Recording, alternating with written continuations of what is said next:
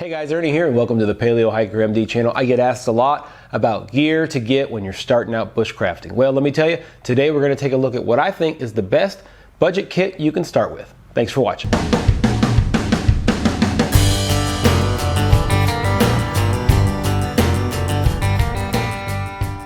So a lot of the things that I get asked about is starting out bushcrafting. There's so many options when it comes to different gear out there, and you watch all kinds of videos and you see all kinds of things, and all of a sudden you realize, well, I need to spend a little bit of money and get some stuff if I want to start doing some bushcrafting. So today I'm going to take a look and show you guys what I would consider, I kind of pulled out of my gear, what I think is the best budget starter kit you can get. This is not cheap stuff. It's well-priced stuff, but it's stuff that is high quality and it will last you a long time.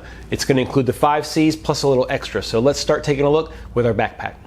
So this is one of the first backpacks that I ever got, and it is a medium Alice pack from the military. I was able to buy it for I think $55 or $60. That was new at an Army surplus, and then I spent $10 on this frame on eBay, okay, the actual frame. And so that was about, you can get a really good quality Alice pack for total with the frame, which I think the frame really does add a lot, $70, $75. Not the most comfortable pack in the world, but it holds a lot of stuff. It has 3 big pouches here in the front that hold a lot of gear. And then on the inside, you just unbuckle this. And on the inside, you've got a pretty large area and a secondary area right here. So something in the top here, you can kind of keep your clothes, and then underneath like the big pouch inside. Like I said, this has a hip pad, okay, attached to this particular frame. It doesn't look very comfortable, but I can tell y'all this is a really nice pack, and it rides very well on your hips and can tolerate quite a bit of weight. You can buy liners for these top pouches up front here to make them waterproof, and you can actually put a liner, of course, on the inside, which makes it a great pack for bushcrafting. The other thing that's really nice about it, since it has an open frame, you can attach a lot of things. You can attach an axe, you can attach all kinds of cool stuff to this. So not a extremely cheap backpack, but a well-made backpack, particularly for the money. Next, we're going to look at a tarp. This is my 10x7 Bushcraft USA tarp. You can buy these on the internet. The 10x7 is, I think, $48 to $52, and you can get a 10x10, which a lot of people also favor just because it gives you a little bit more flexibility. You can get that for like $58 or $62, I think. Comes with a nice sil nylon stuff sack. It's a basic tarp, but it's really well made. I have several videos showing this tarp. It's got very nicely made tie-outs. Okay, these are sewn in really well. These are not just kind of grommets. These are sewn in with high quality thread, and overall just a great tarp. You don't have to spend tons of money on a tarp to find one. $50, you can get yourself a really nice sil nylon tarp, 10x7. Continuing on kind of with shelter, this is a wool blanket. This is a 90% wool blanket, much less expensive than a wool blanket. A full wool blanket this size, which is 60 by 84, could cost you $150, $200.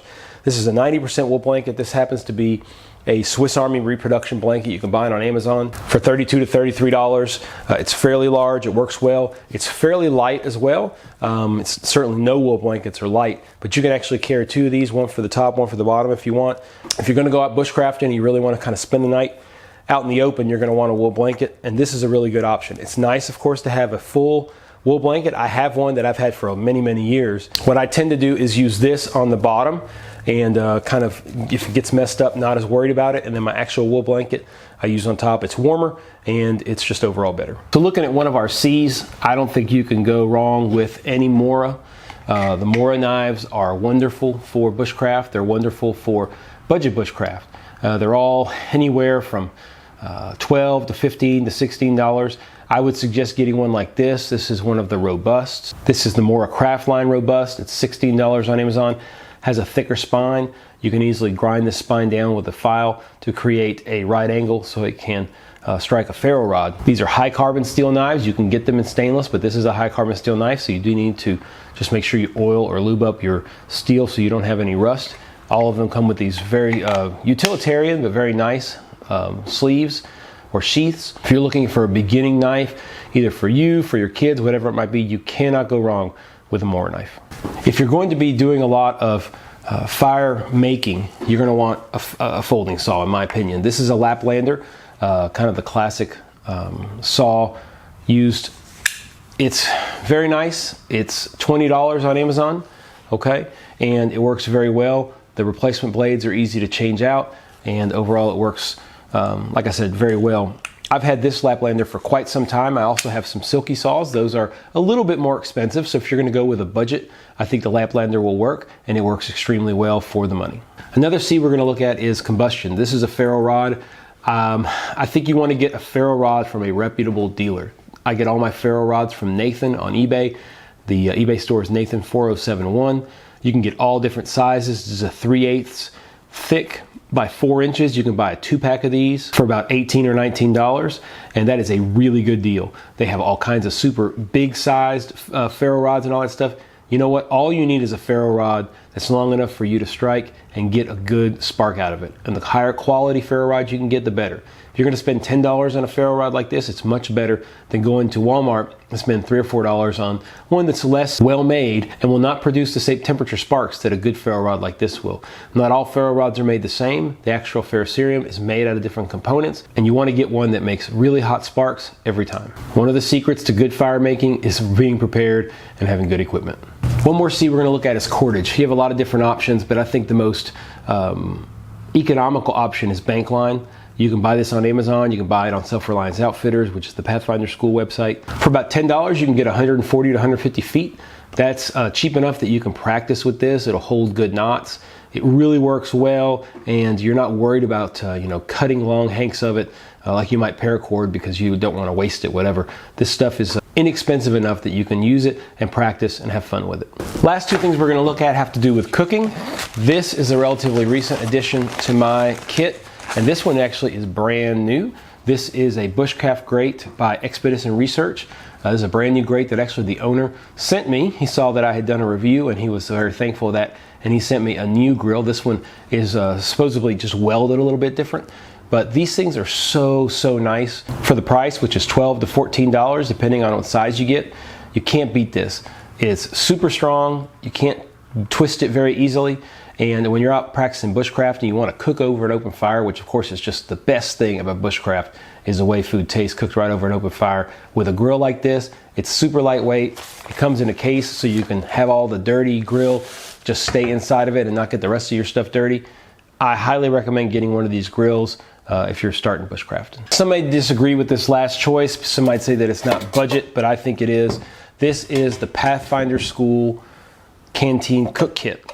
For $50, you get a really well-made, sturdy Canteen cook kit. And this is what you get. You get a Canteen cup, like any other Canteen cup, very well made. You get this, which is just a stove. Basically, you can put either a solid fuel tablet under here, you can put a Trangier, another alcohol stove under here. You can actually even build a fire under here, or put this on top of fire, and just put your Canteen right on top. Really nice kit for $50, hard to beat. For another, I think $2 or $3, you can get this fish mouth spreader. Basically just spreads open. You can put it on the inside here. It'll grab onto your pot, and you can hang this over an open flame very easily. Hard to beat, I think, this kit for $50 with everything that you get. If you're going to look for a particular kit to start with, this is the one I would choose. So is this everything you need to start bushcrafting? Of course not, but it's a really good kit to start with, and I think it's really good from the standpoint of cost. Again, this is not the cheapest gear. You can buy cheaper gear without question. You can get on and get some really inexpensive stuff. But I was trying to kind of run that line between super cheap versus decent quality. You can buy higher quality stuff for a lot more money, of course, but you want something, I think, that is good quality. All these things are excellent quality and can last you a long time if you take care of them. And you can always spend more money, but you don't have to start bushcrafting and have fun out in the woods. So again, these are just my ideas. People may disagree with some of my choices. I'm sure many people do, but that's okay. That's what it's all about, doing stuff on YouTube and getting feedback. So if you have any comments, make sure you do that below. If you haven't yet, please stop, click that subscribe button for me. Really helps the channel grow. And if you found the information useful, go ahead and like the video as well. It's great, like I said, for the channel. As always, I appreciate everyone's support here on Paleo Hiker MD, and got a lot more videos planned coming up. A lot of cool stuff. Ordered some new gear today that I'm going to be trying out for you guys, which is always exciting. So stay tuned for more videos here on Paleo Hiker MD.